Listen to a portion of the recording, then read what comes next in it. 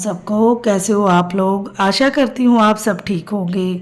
और आज मैं आपको शारदा माता की कहानी सुनाऊंगी जो चैत्र मास में होली एकम को लिया जाता है, मतलब पूर्णमासी के अगले दिन यह डोरा लिया जाता है।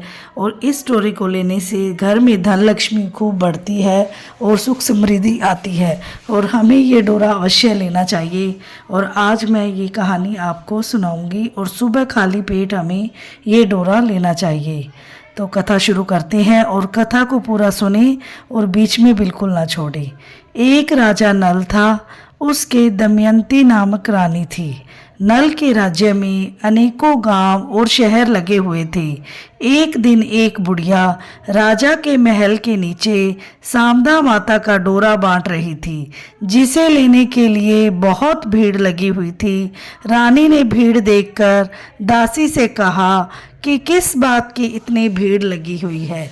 दासी ने पता लगाकर रानी को बताया कि एक बुढ़िया कच्चे 16 सूत का 16 गांठ का हल्दी से रंगा हुआ शारदा माता का डोरा बांट रही है। इसकी जो पूजा करके 13 जौ के दाने हाथ में लेकर तथा शारदा माता की कहानी सुनकर अपने गले में पहनता है, उसकी धन दौलत खूब बढ़ती है। यह सुनकर रानी ने भी उस बुढ़िया से शारदा माता का डोरा मांग लिया और पूजा करके तथा कहानी सुनकर अपने गले में पहन लिया। एक दिन राजा ने जब रानी के गले में हीरे जवाहरातों के हार के साथ उस डोरे को बंधा हुआ देखा तो उसने रानी से पूछा कि यह किस बात का डोरा तुमने पहना है। रानी ने कहा कि यह शारदा माता का डोरा है, इससे धन लक्ष्मी बढ़ती है। और यह सुनकर राजा ने कहा कि हमारे यहाँ किस बात की कमी है। यह सुनकर राजा ने कहा कि हमारे यहाँ धन हीरे मोती खजाने से भरे पड़े हैं। यह कहकर राजा ने रानी के गले में से उस डोरे को उतार कर फेंक दिया। उस दिन शारदा माता ने स्वप्न में राजा से कहा, हे राजन, यह डोरा फेंक कर तूने अच्छा नहीं किया। अब तेरा धन मिट्टी कोयला हो जाएगा। दूसरे ही दिन राजा ने देखा कि उसका सब धन राख हो चुका था और यह देखकर राजा और रानी बहुत दुखी हुए। तब राजा ने रानी से कहा कि कहीं अन्य शहर में चला जाए। रास्ते में राजा ने रानी को एक तीतर लाकर दिया और कहा कि इसे पका लो, मैं अभी आता हूँ। रानी ने तीतर पकाया। जब वो उसे खाने को तैयार हुए तो पका हुआ तीतर भी उड़ गया। तब वे दोनों और आगे बढ़े और अपनी बहन के यहाँ पहुँचे।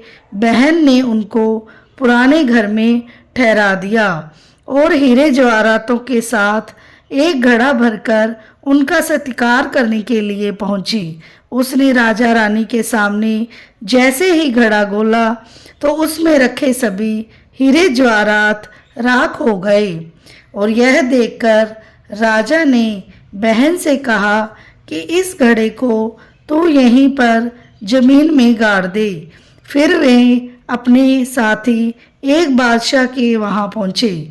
बादशाह ने उनको अपने पुराने महल में ठहरा दिया। उस महल में एक नौलखा हार खूंटी पर टंगा हुआ था।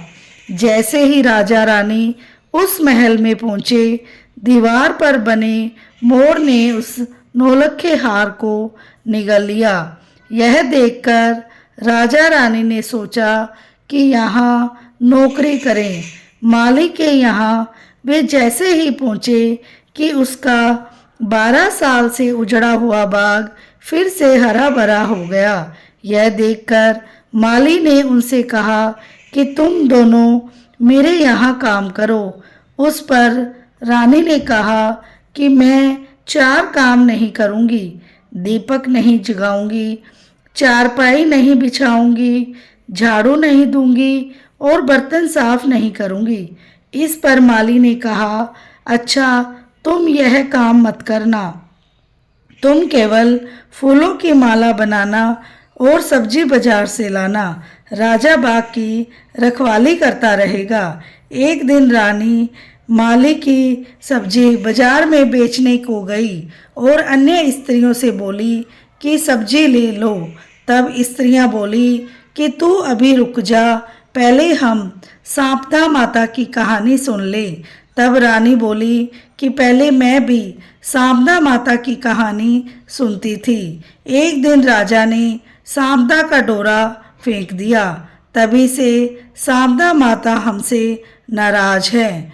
नाराज हुए 12 वर्ष हो गए हैं। अगर सांपदा माता हमारे भी आवे तो मैं आपसे सांपदा का डोरा ले लूँगी।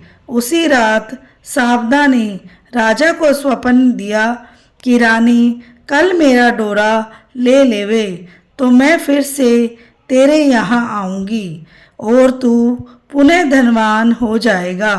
दूसरे ही दिन रानी ने सांपदा माता का डोरा ले लिया और अपने शहर की ओर चल दिए। सांपदा माता ने राजा को और माली को खूब धन दिया। अब राजा रानी राज्य को चल दिए। आगे चलकर राजा बादशाह के पुराने महल में पहुंचा और वहां जाकर देखा कि हार उसी खूंटी पर टंगा हुआ है। तब बादशाह से बोला कि यह लो अपना हार, जिससे मेरे सिर का कलंक छूटे। इसके बाद फिर वे राजा रानी अपनी बहन के घर पहुँचे और उस रात गड़े हुए घड़े को जमीन में से निकाला तो देखा कि उसमें हीरे जवाहरात भरे हुए हैं। उस घड़े को अपनी बहन को देकर बोले कि अब तो हमारे दिन अच्छे हो गए हैं। इसके बाद वे तालाब के पास पहुँचे तो जो पका हुआ तीतर उड़कर गया था वहीं पड़ा हुआ मिला। इसके बाद वे अपने महल में पहुँचे तो देखा कि जो धन राख हो गया था वह फिर से पहले जैसा हो गया। इसके बाद एक दिन रानी ने सांपदा माता का उज्जवन खूब धूमधाम से किया। हे सांपदा माता, जैसे तूने राजा को धन दिया वैसे सबको देना। कहानी सुनने वाले को, सुनाने वाले को और हुंकारा भरने वाले को सांपदा माता सब पर अपनी कृपा बनाए रखना और धन लक्ष्मी की मेहर करना। और सांपदा माता की कहानी के बाद हमें गणेश जी की कहानी भी अवश्य ही करनी चाहिए। और मैं आपको गणेश जी की कथा भी सुनाती हूँ। एक अंधी बुढ़िया थी, गणेश जी की माला फेरती तो गणेश जी राजी हो गए। बुढ़िया माई से बोले, बुढ़िया माई जो तू चाहे मांग ले। बुढ़िया बोली, सोच चक्कर में पड़ गई कि क्या मांगूं।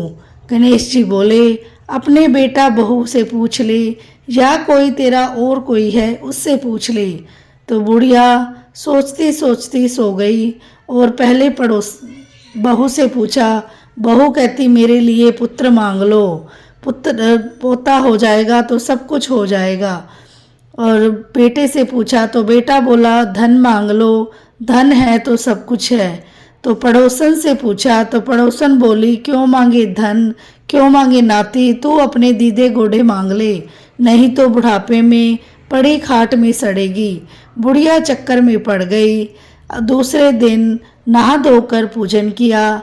गणेश जी आए। गणेश जी बोले, हाँ बुढ़िया माई पूछ लिया? कहते हाँ पूछ लिया। कहते मैं अपने पोते को सोने के कटोरे में दूध पीता देखूं। गणेश जी महाराज बोले, बुढ़िया माई तू तो भोली दिखती थी, मांगने पर सब कुछ ही मांग लिया। चलो सब ऐसा ही होगा। धीरे धीरे बहू के लड़का हो गया, बेटे को धन ही धन हो गया और बुढ़िया के नेत्र आ गए। हे गणेश जी महाराज, जैसे बुढ़िया माई को दिया वैसे सबको देना। कहानी सुनने वाले को, सुनाने वाले को और हुंकारा भरने वाले को सब पर रिद्धि सिद्धि भंडारे भरना और मेहर करना। और आशा करती हूँ आपको मेरी कहानियाँ पसंद आई होंगी। और वीडियो को लाइक, चैनल को सब्सक्राइब करना बिल्कुल ना भूलें और बेल आइकन को ज़रूर प्रेस करें ताकि मेरी वीडियो की नोटिफिकेशन आपके पास सबसे पहले पहुंचे और आपको सारी जानकारी, सारी कहानियाँ सुनने का अवसर मिल सके। मिलते हैं नेक्स्ट वीडियो में। राधे राधे।